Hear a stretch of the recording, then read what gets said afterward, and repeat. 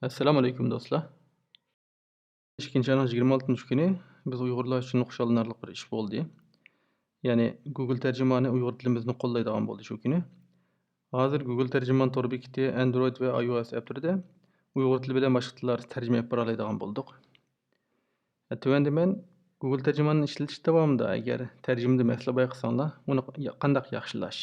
Andan bo'sh vaqtingizda Google tarjimonninki tarjima munbiri orqali Google tarjimonning bundan keyingi sifatining texim yaxshi bo'lishiga qanday to'p qo'shishning usulini tonishtiraman. Oldi bilan Google tarjimon tor bekitini ochamiz. Bu tor bekitni ochsanglar va ustida ikki tor knopka bor, birisi tekst, birisi widgetlar. Normalda biz tekst tarjima qilamiz. Agar widgetni tarjima qilmoqchi bo'lsanglar, bu dokument deganni besib, kompyuteringizda Word, Excel, PowerPoint degandek widgetlarni tanlab yo'llasanglar, buni tarjima qila olasizlar.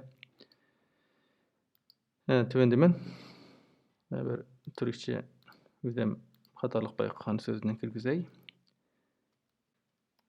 Duo deganni kirgizsam, tabiat degan gap mundaq chiqadi ekan. Boshqalarning kirgizib qo'ygan tarjimalarga qarasammi, bu koni yozdiqdiki, to'g'ri tabiat degan gap yo'q. Shunga buni improve this translation. Tarjimani yaxshilash degan knopkani bosaman. Knopkani bosgandan keyin bu yerga men Uyg'urcha tabiat degan gapni kirgizib yo'llayman. Buni yo'llagandan keyin applicatsiyangiz o'zgarsa, sizlarniki yo'llagan narsanglar Google'ga berib qo'ygan bo'ladi. Google hamda buning to'g'ri xatoligini bekitib qo'ygandan keyin bir mezgildan keyin bu gap tuzilishi mumkin. Hamda bu tarjima qilgan ko'znakning pastga qarasanglar, birisi tarix, saqlanganlar, munbar deb 3 knopka bor bu yerda. Bu xotira deganga sizlarniki tarjima qiladigan so'zlaringlar xotirlanib mangdi. Save degan sizlar bir so'zni tarjima qilgandan keyin, masalan, Uyg'ur deganni men inglizchadan tarjima qilay. Tarjima qildirib, yulduz belgisini besib qo'ygan bo'lsanglar, o'zinglar saqlab olgan tarjimalar buning ichida saqlanadi. Shunga o'quvchi bolalarga nisbatan bu tilni o'rganayotganlarga nisbatan yaxshi iqtidor bu. O'zinglarning bilinmaydigan so'zlaringni bu Google orqali izlasanglar, keyin izlash xotiranglarni bo'sh vaqtingizda pat ko'rib tursanglar, shu so'zlar pishiqlandi. Ham so'zlaringni pishiqlashga asqatadi bu xil usul. Shunga tizimlatib ishlatishinglarni tavsiya qilaman. Endi 3-chi knopka bu munbar tarjimonlar munbiri. Sizlar Google'ga yangi so'zlarning tarjimasini yo'llash orqali va yoki boshqalar yo'llagan so'zlarning to'g'ri xatosini ayirib berish orqali yordam qila olasizlar.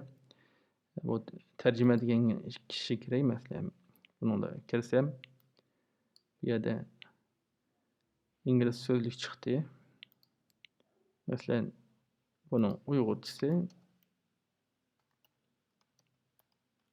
eng yaxshi usul. Uyg'urchasini kirgizdim, yozib etdim. Masalan, ba'zi so'zlar mening bilmaydigan so'zlarim chiqib qolsa, buni atlab o'tib ketsam bo'ldi.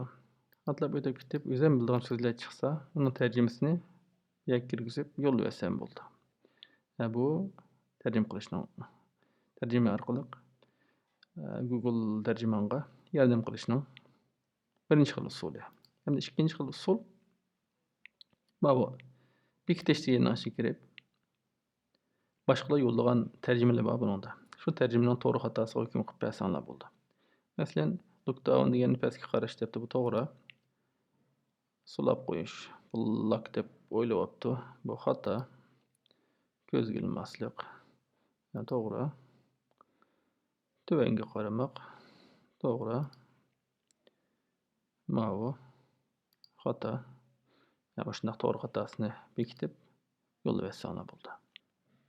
Demak, yangi tarjimani yo'llash yoki bor tarjimani bekitish, tarjimadagi xatoliklarni tuzatish orqali Google tarjimonninki Tercime süpütiniň tehim ýaxşy bolşyga töhfe goşalaýsylar. Aňlagynlaryň üçin rahmet. Allaha emanet.